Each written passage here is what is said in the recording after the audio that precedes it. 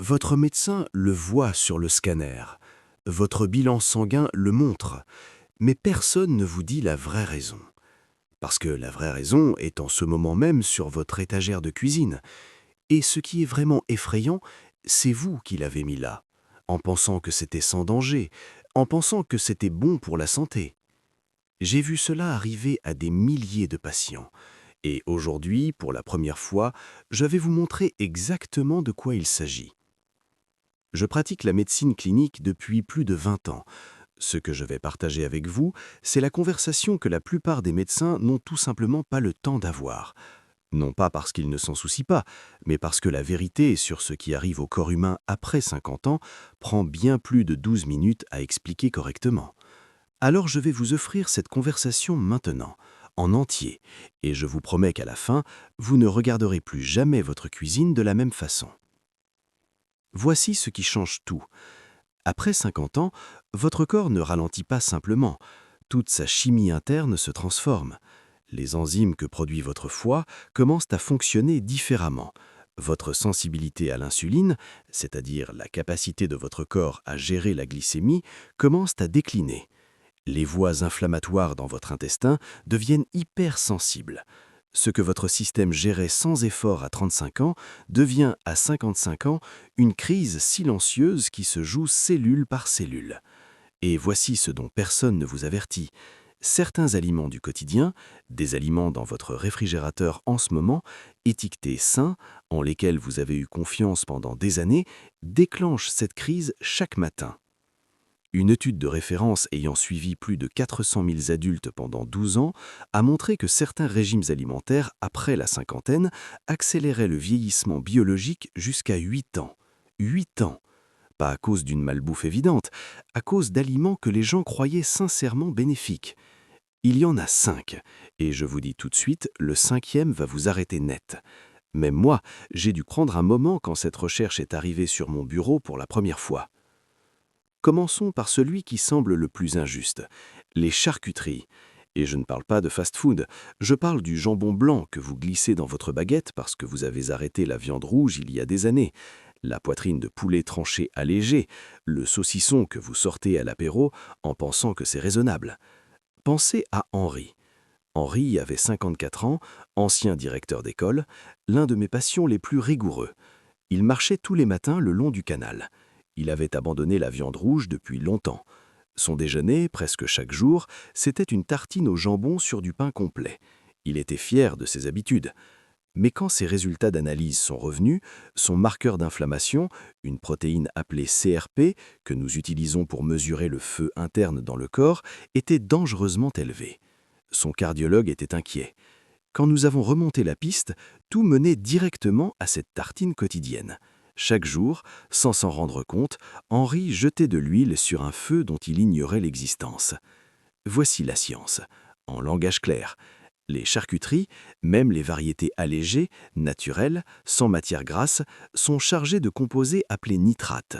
Après 50 ans, les bactéries de votre intestin évoluent d'une façon qui transforme ces nitrates en substances qui endommagent la paroi interne de vos vaisseaux sanguins.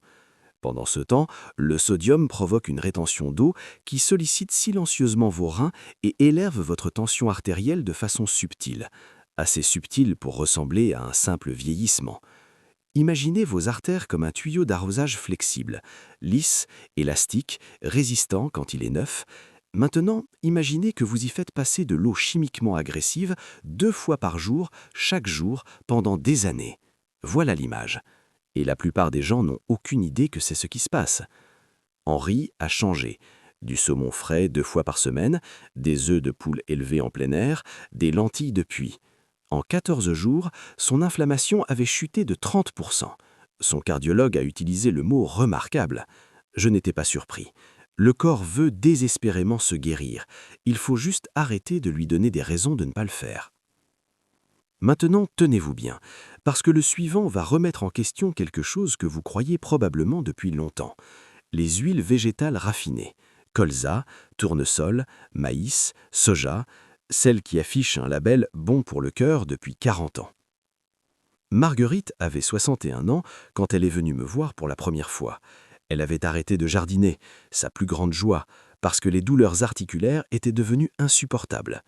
On lui avait dit que c'était simplement de l'arthrose, le vieillissement tout simplement, quelque chose à gérer.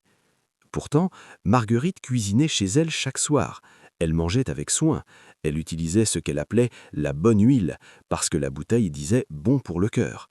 Quand nous avons mesuré son équilibre inflammatoire, le ratio oméga 6 sur oméga 3 dans son organisme, il devrait être de 4 sur 1. Le sien était de 22 sur 1. Ce seul déséquilibre, causé presque entièrement par la cuisine quotidienne à huile végétale raffinée, retournait son système immunitaire contre ses propres articulations. Des recherches menées à l'école de santé publique de Harvard confirmaient ce que j'observais en clinique. Lorsque ces huiles sont chauffées, elles produisent des composés que votre corps, surtout après 50 ans, ne peut pas neutraliser efficacement. Vos voies de détoxication ralentissent avec l'âge. Ces composés s'accumulent dans les articulations, dans les parois artérielles, dans les tissus cérébraux. Et le dommage s'installe silencieusement pendant des années, avant de s'annoncer sous forme de douleur. Marguerite a changé. Du saumon frais 2 fois par semaine, des œufs de poule élevés en plein air, des lentilles de puits. En 14 jours, son inflammation avait chuté de 30%. Son cardiologue a utilisé le mot « remarquable ». Je n'étais pas surpris. Le corps veut désespérément se guérir. Il faut juste arrêter de lui donner des raisons de ne pas le faire. Maintenant, tenez-vous bien, parce que le suivant va remettre en question quelque chose que vous croyez probablement depuis longtemps. Les huiles végétales raffinées. Colza, tournesol, maïs, soja, celles qui affichent un label « bon pour le cœur » depuis 40 ans. Marguerite avait 61 ans quand elle est venue me voir pour la première fois. Elle avait arrêté de jardiner, sa plus grande joie, parce que les douleurs articulaires étaient devenues insupportables. On lui avait dit que c'était simplement de l'arthrose, le vieillissement tout simplement, quelque chose à gérer. Pourtant, Marguerite cuisinait chez elle chaque soir. Elle mangeait avec soin. Elle utilisait ce qu'elle appelait la bonne huile, parce que la bouteille disait bon pour le cœur. Quand nous avons mesuré son équilibre inflammatoire, le ratio oméga 6 sur oméga 3 dans son organisme, il devrait être de 4 sur 1. Le sien était de 22 sur 1. Ce seul déséquilibre, causé presque entièrement par la cuisine quotidienne à huile végétale raffinée, retournait son système immunitaire contre ses propres articulations. Des recherches menées à l'école de santé publique de Harvard confirmaient ce que j'observais en clinique. Lorsque ces huiles sont chauffées, elles produisent des composés que votre corps, surtout après 50 ans, ne peut pas neutraliser efficacement. Vos voies de détoxication ralentissent avec l'âge. Ces composés s'accumulent dans les articulations, dans les parois artérielles, dans les tissus cérébraux. Et le dommage s'installe silencieusement pendant des années, avant de s'annoncer sous forme de douleur. Marguerite a changé. Du saumon frais 2 fois par semaine, des œufs de poule élevés en plein air, des lentilles de puits. En 14 jours, son inflammation avait chuté de 30%. Son cardiologue a utilisé le mot « remarquable ». Je n'étais pas surpris. Le corps veut désespérément se guérir.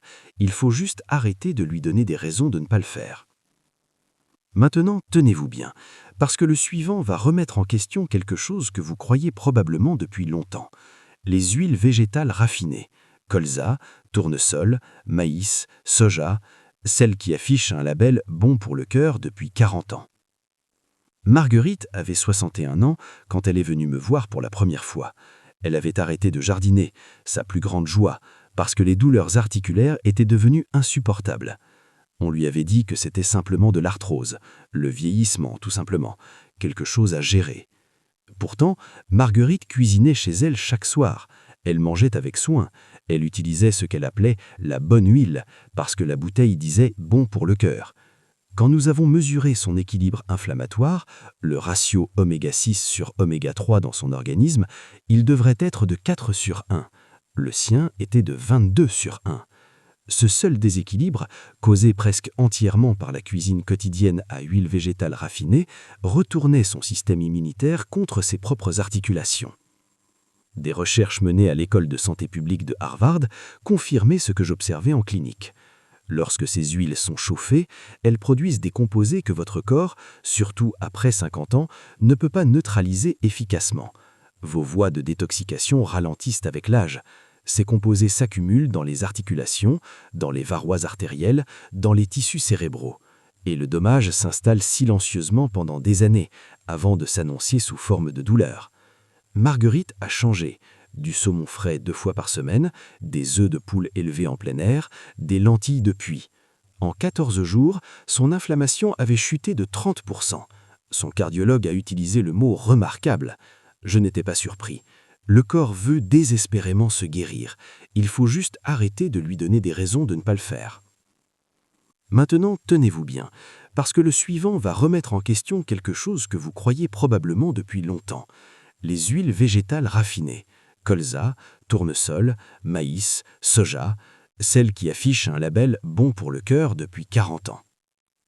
Marguerite avait 61 ans quand elle est venue me voir pour la première fois. Elle avait arrêté de jardiner, sa plus grande joie, parce que les douleurs articulaires étaient devenues insupportables.